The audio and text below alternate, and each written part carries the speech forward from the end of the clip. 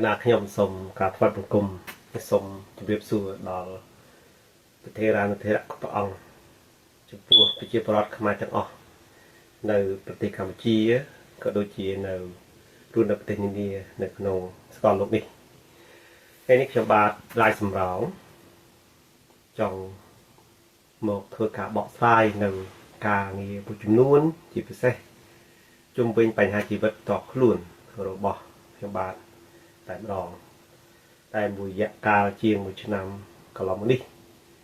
มีนกาเจ้าประกันอย่างอายุติท้อจุดปลุกลูกชาวบ้านหายลูกชาวบ้านส่งเป็นเจ้าจูนอย่างฉบับทาลูกชาวบ้านเป็นบ้านปลดปลดอำเภอปุกหลุดลุยนามวยแต่ที่อำเภออะสลัดทอที่อำเภอบอดเจียดนึกตีเอาไว้ได้เอาเพียบประชังอำเภอปุกลุยก็โดยเชียรัฐาภิบาลกัมพูชีตลาดการัฐาภิบาลกัมพูชีเจ้าประกันลูกชาวบ้านคือchỉเรื่องอายุติธรรมจิตติบพอดแล้วก็ต้องไปได้ขนมจองเล็กอมปีลูกปุกในองค์งานดิสเมตได้เชียอัตตะที่ปรึกษาตัวสมัยโจคมสายประเทียนประสิทธิ์หนึ่งเชียประเทียนขณะปราบจินจำเชียรวมแต่งเนี่ยเส้นเทียน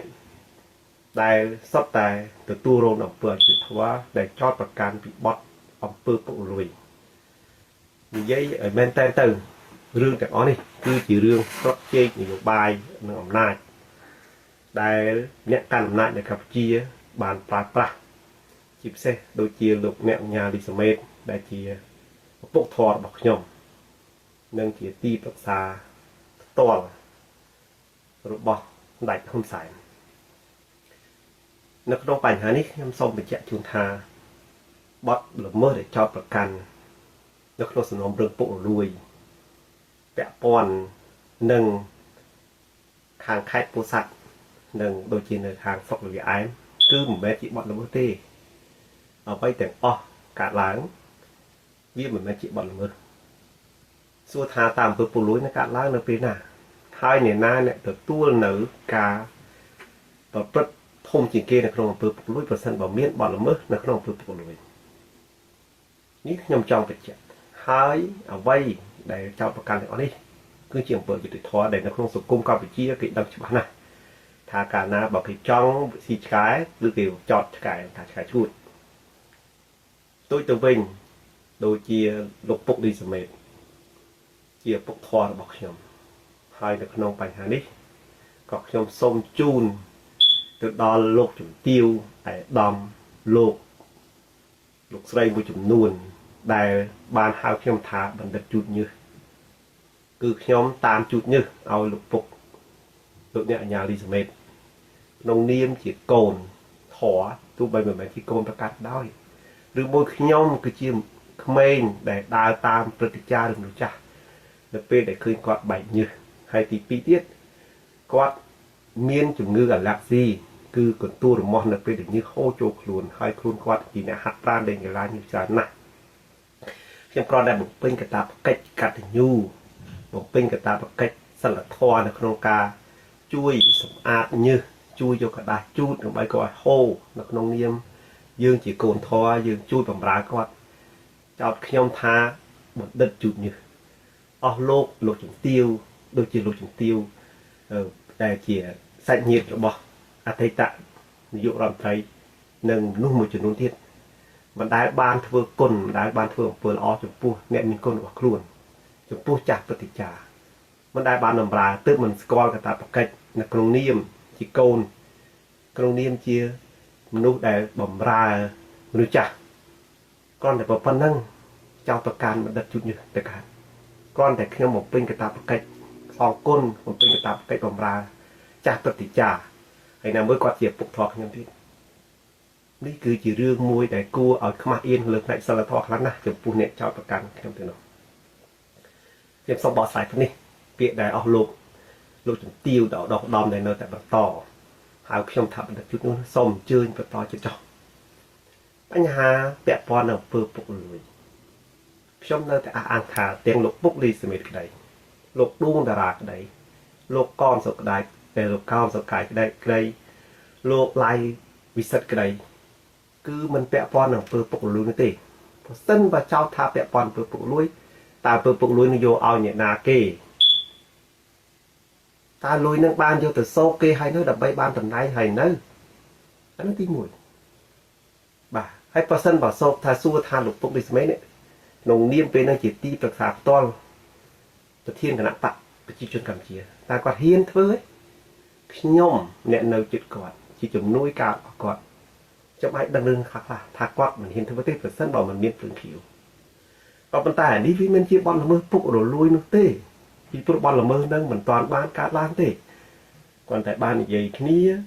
គាត់តែបានអីទៅតាមអង្គហេតុហើយសំខាន់មួយទៀតនោះចំពោះខ្លួនខ្ញុំផ្ទាល់ខ្ញុំគ្រាន់តែមានភារកិច្ចបំនាំនៅតំណែងតំណងលេខទូរស័ព្ទឲ្យគាត់ក្នុងនាមខ្ញុំជាជំនួយការរបស់អ្នកញ៉ាលីសមេទេហេតុអីបានជាចោទប្រកាន់ខ្ញុំដាក់ទុកខ្ញុំ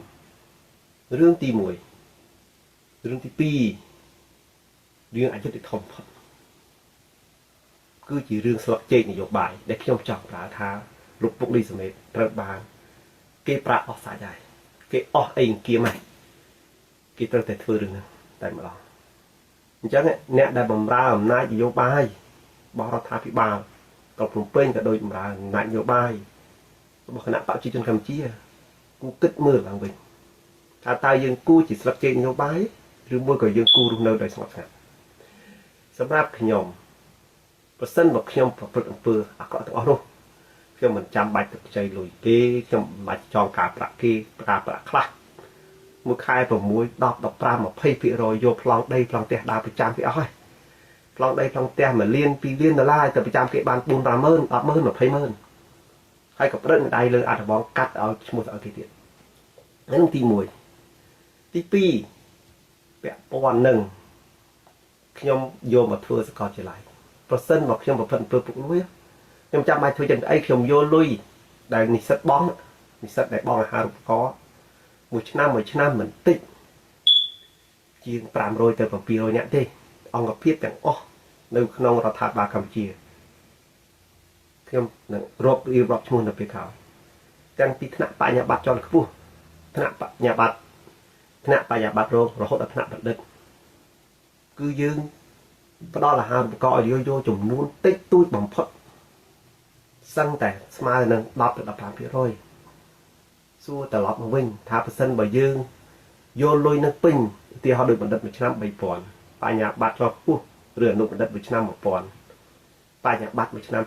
500តែយើងផ្ដល់អាហារូបករណ៍ឲ្យគេមួយឆ្នាំជាង1លានដុល្លារហើយចាំបាច់ប្រពន្ធអំពើពុករលួយទៅអីចាំបាច់ទៅពាក់លុយគ្រូទៅចងការគេឬបាក់លុយឲ្យគ្រូបាក់លុយអត់បុគ្គលិកបាក់លុយឲ្យទីតាំងឈ្នួលធ្វើអីខ្ញុំមិនយកលុយនិស្សិតដែលបងសាលានឹងស្រួលជាងហើយខ្ញុំចាំបាច់ឲ្យអាហារូបករណ៍ដូចសាលាដទៃទៀតដែលគេមិនផ្ដល់អាហារូបករណ៍ឲ្យរឿងអយុត្តិធម៌គឺខ្ញុំបម្រើបកគ្រប់កន្លែងបាត់ដំបងណាជាមួយអង្គភាពឆៅធ្វើពុករលួយក៏ខ្ញុំធ្វើជាអនុប្រធាននៅសង្កាត់ទឹកអកទី1ជាមួយនឹងក្រសួងអប់រំនៅស្រុកកងមាសនៅបាត់ដំបងអនុប្រធានស្រុកបាត់ដំបងភ្លើងផ្នែកបាក់ខ្ញុំជួយសពបែបយ៉ាងទាំងអស់អ្វីទាំងអស់ហ្នឹងគឺជាញើសឈាមរបស់ខ្ញុំដែលខ្ញុំខិតខំប្រឹងប្រែងរកស៊ីតាមរយៈកិច្ចការងារចលនាប្រកផ្សេងចំណែកសាលាដឹងតែពីខាងខ្ញុំនៅវគ្គក្រោយខ្ញុំនឹងលើកយកអំពើអយុត្តិធម៌មួយដែលគុណសងទុះជំវិញសកលវិទ្យាល័យអន្តរជាតិទីតាំងទូសង្កែដែលជារបស់លោកប្រធានលោកតែក្រមតុលាការកពូលហើយប្រព្រឹត្តនៅអំពើអយុត្តិធម៌ដែលខ្ញុំកសាងអស់ជាង60-70 ម៉ឺនដុល្លារហើយដកហូតយកខ្ញុំទៅទេឲ្យប្តឹងផ្ដាល់ខ្ញុំទៀតនៅថ្ងៃនេះខ្ញុំចង់ចេញមកបញ្ជាក់ទៅនេះចំណុចមួយចុងក្រោយខ្ញុំសូមលើកដៃជម្រាបសួរចំពោះម្ចាស់បំណុលទាំងអស់ដែលខ្ញុំបានបញ្ចាំទោះបីជាយ៉ាងណាក៏ដោយខ្ញុំនៅតែទទួលខុសត្រូវលើបំណុលនៅពេលណាដែលខ្ញុំបានទទួលនៅភាពយុត្តិធម៌ឲ្យខ្ញុំនឹងលក់ដីព្រោះខ្ញុំចាំអស់តែដាក់ដីទាំងអស់ណាដីនឹងអត់បាត់ទៅណាទេពីព្រោះនៅដៃ អ្នកទាំងអស់គ្នាហើយបងប្អូនដែលខ្ញុំប្រចាំហ្នឹងហើយប្លង់ដីទាំងអស់នៅនឹងទាំងអស់អត់បាត់ទៅណាទេមិនគ្មានអ្នកណាអាចកសាងបានដីថ្មីដើម្បីកាត់យកដីហ្នឹងទេអញ្ចឹងអាចគិតការប្រាក់យកហើយបើសិនបងប្អូនគិតថាអាចកាត់ដីនឹងយកក៏កាត់ទៅពីព្រោះដីខ្ញុំមកបាន 15000 ទៅ 20000 10បាន 200000 ជាងខ្ញុំប្រចាំបាន 30000 50000 យកលុយមកបងឈ្នួលសាលាយកលុយមកបើកប្រាក់ខែឲ្យបុគ្គលិកបើកលុយមកឲ្យគ្រូនិងចំណាយផ្សេងៗទៀតអញ្ចឹងសូមអភ័យទោសចំពោះម្ចាស់បំណុលទាំងអស់សូមឲ្យមេត្តាអនុគ្រោះឲ្យខ្ញុំអត់ធ្មត់នៅក្នុងកលៈទេសៈដ៏លំបាកនេះខ្ញុំមិនភ្លេចបំណុលរបស់អ្នកទាំងអស់គ្នាទេខ្ញុំនឹងសងអ្នកទាំងអស់គ្នាទាំងដើមទាំងការគ្រប់ចំនួននៅពេលណាដែលខ្ញុំទទួលបានយុត្តិធម៌ពីនេះនេះគឺជាคลิปទី1ដែលខ្ញុំនិយាយអស់នៅចំណុច3ធំពាក់ព័ន្ធនឹងសកលវិទ្យាល័យពាក់ព័ន្ធនឹងចោតខ្ញុំបណ្ឌិតជូតញើសពាក់ព័ន្ធនឹងការចោទខ្ញុំថាប្រព្រឹត្តអំពើពុករលួយ